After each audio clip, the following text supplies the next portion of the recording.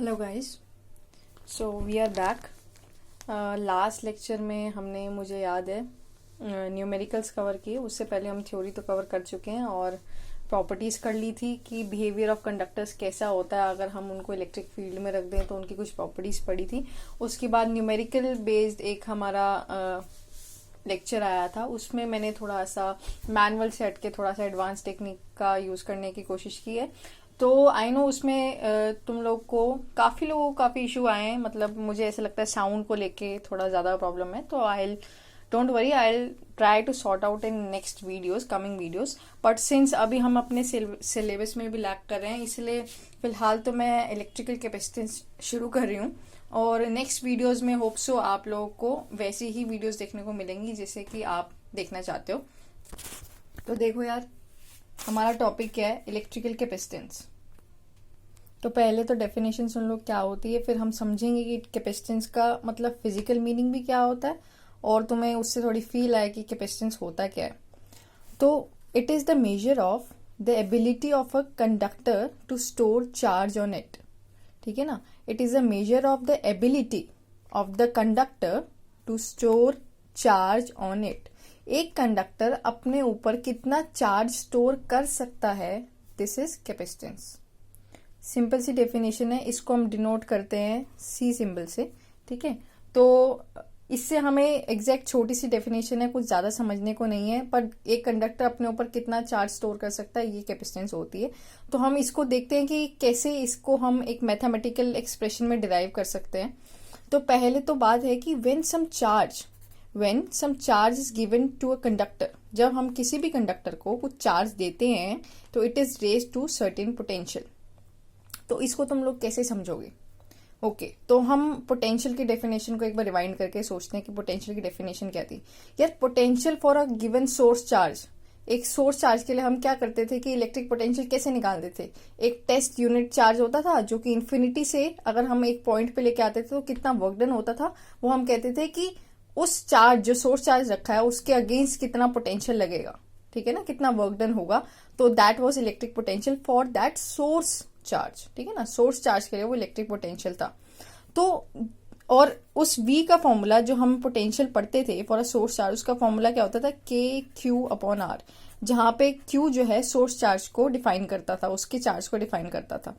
तो it means ये तो पता चल गया कि V जो है डायरेक्टली प्रोपोर्शनल टू Q है। इसका क्या मतलब है कि जितने ज्यादा सोर्स चार्ज का जो चार्ज की क्वांटिटी या मैग्नीट्यूड में बढ़ाती जाऊंगी, उतना ज्यादा पोटेंशियल, यानी कि एक टेस्ट चार्ज को एक पॉइंट से, मतलब इन्फिनिटी से आने में एक पॉइंट तक, जो कि उसके इलेक्ट्रिक फील्ड में लाई करता था, वर्क डन ज्यादा बढ़ता जाएगा, क्योंकि ये डिपेंड करता है सोर्स चार्ज के मैग्नीट्यूड के ऊपर। जितना ज्यादा चार्ज बढ़ता जाएगा उतना ज्यादा पोटेंशियल बढ़ता जाएगा। तो इट मीन्स ये हुआ when some charge is given to a conductor. ठीक है ना, कंडक्टर हम मान लेते हैं, अब हम सोर्स कंडक्टर है हमारे पास, तो चार्ज जब हम कंडक्टर को देंगे, ठीक है ना, तो it is raise to certain potential, तो उसका सर्टेन पोटेंशियल इंक्रीज हो जाएगा। पोटेंशियल के लिए अब हम, मैं ये कह सकती हूँ कि potential directly proportional to Q है।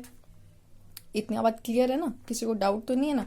और किसी को कोई भी डाउट हो तो साइड बाय साइड पूछ लिया करो। तो V जो है डायरेक्टली प्रोपोर्शनल टू क्यू है। हमने वैसे भी फॉर्मूले से देखा कि V जो है डायरेक्टली प्रोपोर्शनल टू क्यू है। तो या फिर यूं भी कह सकते हो, Q जो Q है वो डायरेक्टली प्रोपोर्शनल टू V है। और Q को अगर मैं प्रोपोर्शनैलिटी का साइन हटा दूं तो C टाइम्स V लिख सकते हैं। तो यार यहाँ पे जो V है, हमें पता है potential to at any time, मतलब पोटेंशियल ऑफ अ बॉडी, जो हम जिसका मतलब जो सोर्स है, मतलब जो कंडक्टर है, उसका पोटेंशियल जो है एट एनी टाइम, ये डिनोट करता है। और Q जो है वो चार्ज गिवन है जो कि हमने कंडक्टर को दिया है। और जो C है वो वैसे तो कांस्टेंट ऑफ प्रोपोर्शनैलिटी है। देखो यार, मैंने देखो प्रोपोर्शनैलिटी हटा के C लगाया, अदरवाइज इसको हम बोलते हैं इलेक्ट्रिकल कैपेसिटेंस। राइट, यही है हमारा term. Capacity of the conductor भी बोल सकते हैं या फिर इलेक्ट्रिकल कैपेसिटेंस। अब देखो यार, कैपेसिटी ऑफ अ कंडक्टर से तुम खुद ही समझ पा रहे हो कि किसी एक कंडक्टर की कैपेसिटी मतलब क्या होता है? क्षमता किसी भी कैपेसिटर की कि वो अपने ऊपर कितना चार्ज स्टोर कर सकता है। तो this is all about electrical capacitance की डेफिनेशन। ठीक है। तो देखो यार हमारे पास फॉर्मूला क्या डिराइव हुआ, Q equals to C times V, जहाँ पे C जो है कैपेसिटेंस ऑफ द कंडक्टर है, V जो है पोटेंशियल एट एनी टाइम है, और charge it is the charge given to the conductor at that time. तो अगर मैं V की वैल्यू 1 वोल्ट कर देती हूँ, ठीक है ना, हम डेफिनेशन अगर हम कैपेसिटेंस को मैथमेटिकली अगर हम उसकी डेफिनेशन देखें तो मैं V को 1 वोल्ट कर देती हूँ, तो देन C जो होगा हमारे पास Q के इक्वल आ गया, क्योंकि V की वैल्यू मैंने 1 कर दी, तो Q जो है C के इक्वल आ गया यहाँ से। तो इसको हम कैसे डिफाइन करेंगे, सिंपल है बहुत। Capacitance of a conductor is numerically equal to the amount of charge required to raise its potential through unity. तो हमने यहाँ पे देखा भी है कैपेसिटेंस ऑफ अ कंडक्टर जो है न्यूमेरिकली इक्वल होगी किसके, अमाउंट ऑफ चार्ज के। देखो C किसके इक्वल है, चार्ज के इक्वल है। रिक्वायर्ड टू रेज इट्स क्या है, यहाँ पे कंडक्टर है, required to raise its potential through unity, क्योंकि हमने पोटेंशियल जो है अगर 1 वोल्ट कर दें तभी तो हमने देखा कि चार्ज के इक्वल हो जाती है कैपेसिटेंस। तो कैपेसिटेंस जो होगी अमाउंट ऑफ चार्ज होगी एक तरह से, जब एक कंडक्टर का पोटेंशियल 1 यूनिटी या फिर 1 वोल्ट कर दिया जाए तो, ठीक है। तो अब देखते हैं यूनिट्स ऑफ कैपेसिटेंस क्या क्या है। तो देखो यार ऐसे यूनिट जो हम नॉर्मली यूज करते हैं, हर जगह तुम्हें मिलेगा, वो है farad, that is coulomb per volt. Formula क्या होता है जो मैंने बताया कैपेसिटेंस का, वो होता है चार्ज अपॉन में इलेक्ट्रिक पोटेंशियल। तो चार्ज का यूनिट कूलम और अपॉन में वोल्ट। तो इक्विवेलेंट टू फैरेड है, इसको फैरेड से प्रोनाउंस करते हैं हम, और ये एक SI स्टैंडर्ड यूनिट है कैपेसिटेंस का। तो 1 फैरेड अगर हम डेफिनेशन निकाले 1 फैरेड की, तो उसके हम निकाल सकते हैं इसी फॉर्मूला से, ठीक है। तो जो चार्ज है वो 1 कूलम होने वाला है, और जो इलेक्ट्रिक पोटेंशियल है वो 1 वोल्ट होगा। तो हम इसको ऐसे भी डिफाइन कर सकते हैं कि कैपेसिटेंस ऑफ अ कैपेसिटर, मैं इसको डिफाइन करने वाली हूँ 1 फैरेड। हम कैसे डिफाइन कर सकते हैं, capacitance of a capacitor is said to be 1 farad. वो 1 फैरेड कब कही जाएगी, if 1 coulomb of charge, if 1 coulomb of charge is required to raise its potential through 1 volt. If 1 coulomb of charge is required to raise its potential through 1 volt. ठीक है। तो I hope सबको ये definition समझ में आ गई 1 farad की। But ये बहुत सी कुछ जो है नॉर्मल सी बातें हैं जो कि सिर्फ एक start of the basic of the topic है। तो हम अभी प्रोसीड करने वाले हैं मेन टॉपिक के तरफ। अभी तो मैं कुछ छोटी छोटी चीजें हैं जो बता रही हूँ कैपेसिटेंस से रिलेटेड। अच्छा, एक और बात है कि अदर स्मॉलर प्रैक्टिकल यूनिट्स क्या क्या हो सकते हैं, एंड प्रैक्टिकल यूनिट्स जो कि हमें ज्यादातर न्यूमेरिकल्स में देखने को मिलते हैं, तो हमें पता होना चाहिए। एक तो होता है 1 माइक्रो फैरेड, माइक्रो माने 10⁻⁶ फैरेड, ठीक है ना, हम कन्वर्ट कर सकते हैं। 1 नैनो फैरेड, नैनो का क्या मतलब 10⁻⁹ फैरेड। और हो सकता है 1 पीको फैरेड भी बहुत कॉमन है, तो उसके लिए हम पीको का क्या मतलब होता है 10⁻12 फैरेड। तो ये तो हैं कुछ जो हम अदर स्मॉलर प्रैक्टिकल यूनिट्स के बारे में बात करें तो। और देखो यार सीजीएस यूनिट जो होते हैं वो स्टैट फैरेड होते हैं। तो ये तो था ऑल अबाउट यूनिट्स। अब मैं डायमेंशनल फॉर्मूला की बात करूं तो वो भी पता होना चाहिए, अदरवाइज आप लोग खुद भी डिराइव कर सकते हो। जैसे कि सी का फॉर्मूला अभी हमने पढ़ा Q अपॉन में V है, मतलब कि चार्ज अपॉन में वोल्टेज है या फिर इलेक्ट्रिक पोटेंशियल है। तो इसके लिए मैंने क्या किया, इसके डायमेंशनल फॉर्मूला और इसका डायमेंशनल फॉर्मूला पुट करके अगर इसके डायमेंशनल फॉर्मूला निकालूं फॉर द कैपेसिटेंस, तो वो आता है m-1 l-2 t4 और a²। ठीक है, तो ये डायमेंशनल फॉर्मूला है इसका।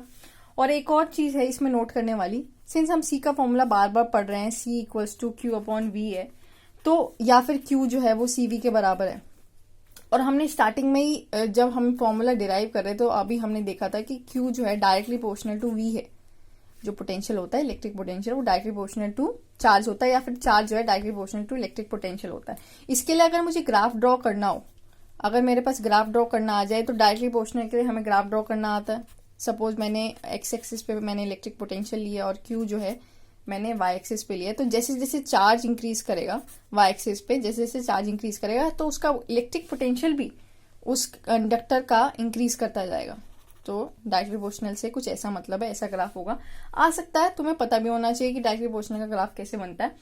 तो यार अब मैं कैपेसिटर को डिफाइन करने वाली हूँ। तो अभी मैंने थोड़ी देर पहले ही बात की थी कि जब मैं 1 फैरेड को डिफाइन कर रही थी तो 1 फैरेड मैंने किस कैपेसिटर की कैपेसिटेंस की बात की थी, तो कैपेसिटेंस तो 1 फैरेड है, पर किसकी, कैपेसिटर की। तो बेसिकली कैपेसिटर क्या है अभी हम वो देखते हैं। तो देखो यार, capacitor it is an electrical device which is used to store charge and hence energy. तो जैसे कि मैंने कैपेसिटेंस की डेफिनेशन के टाइम भी बोला था कि कैपेसिटेंस जो है एक प्रॉपर्टी है एक कंडक्टर की, वो कितना चार्ज स्टोर कर सकता है अपने ऊपर। तो वो जो कंडक्टर चार्ज स्टोर करने वाला है, बेसिकली हम उसको एक पर्टिकुलर नेम दे देते हैं, दैट इज अ कैपेसिटर। जो कैपेसिटेंस है, कैपेसिटेंस किसकी होती है, कैपेसिटर की कैपेसिटेंस होती है। तो एक इलेक्ट्रिकल डिवाइस है जो कि यूज होता है अपने ऊपर चार्ज स्टोर करने के लिए, और हेंस सिंस चार्ज है तो उसकी कुछ एनर्जी भी होती है, वो हम बाद में डिस्कस करेंगे। तो इससे पहले लेट मी टेल यू कि हमारे पास कैपेसिटर्स बहुत सारी तरह के हो सकते हैं। तो पहली जो हम डिस्टिंक्शन करते हैं कैपेसिटर की, that is based on the geometrical shape. तो शेप अगर दूसरी हम शेप्स अगर हमारे पास बहुत सारी होती हैं तो उसके बेस पे डिफरेंट डिफरेंट कैपेसिटर्स हमारे पास अवेलेबल होते हैं। एक होता है parallel plate capacitor, parallel plate capacitor. सबका अपना अपना प्रोस कॉन्स होते हैं, तो डिपेंड करता है कि हमें कहाँ पे कौन सा कैपेसिटर जरूरत पड़ने वाली है उसकी। तो पैरेलल प्लेट कैपेसिटर कैसा दिखता है, सिंस उसके ऊपर चार्ज तो स्टोर होता ही है तो कुछ ऐसा दिखता है। देखो यार, इस पे चार्ज है, इस दूसरी प्लेट पे नेगेटिव चार्ज है। तो हम डिटेल में पढ़ेंगे कि पैरेलल प्लेट हमने बेसिकली पढ़ना ही पैरेलल प्लेट कैपेसिटर है। तो और दूसरे टाइप का कैपेसिटर जो होता है हमारे पास है वो है स्फेरिकल कैपेसिटर, स्फीयर की शेप में होता है, तो वो स्फेरिकल कैपेसिटर बोलते हैं हम उसको। कुछ ऐसा ही दिखता है शेल की जैसे। तो और थर्ड है हमारे पास सिलेंड्रिकल कैपेसिटर।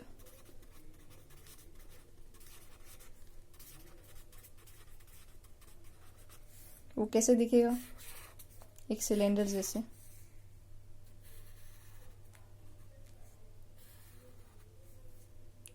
अंदर से ऐसे होलो सिलेंडर। तो बेसिकली ये जो है कुछ टाइप के कैपेसिटर हैं। एक और भी कैपेसिटर है जो कि होता है आइसोलेटेड स्फेरिकल कैपेसिटर।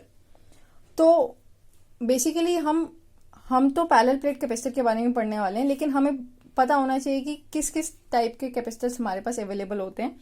तो यार इस वीडियो में तो इतना ही, और नेक्स्ट वीडियो में हम करने वाले हैं प्रिंसिपल ऑफ अ कैपेसिटर, कैसे कैपेसिटर वर्क करता है, क्या उसका मतलब प्रिंसिपल क्या है, वो किस बेस पे वर्क करता है। और भी कुछ टॉपिक्स हैं, energy stored in a capacitor, parallel plate capacitors के बारे में पढ़ेंगे, कॉम्बिनेशन ऑफ कैपेसिटर्स के बारे में पढ़ेंगे, बट वो सब नेक्स्ट वीडियो में। और हो सकता है कि मेरी कुछ वीडियोस बीच में जैसे कि मैं ट्रायल बेसिस पे तो मैं दे ही रही हूँ, टेक्निकली तो इतना साउंड नहीं है, बट देखेंगे हम कैसे अपनी वीडियोस को एडवांस कर सकते हैं। तो अभी के लिए इतना ही, बाकी सब नेक्स्ट लेक्चर में।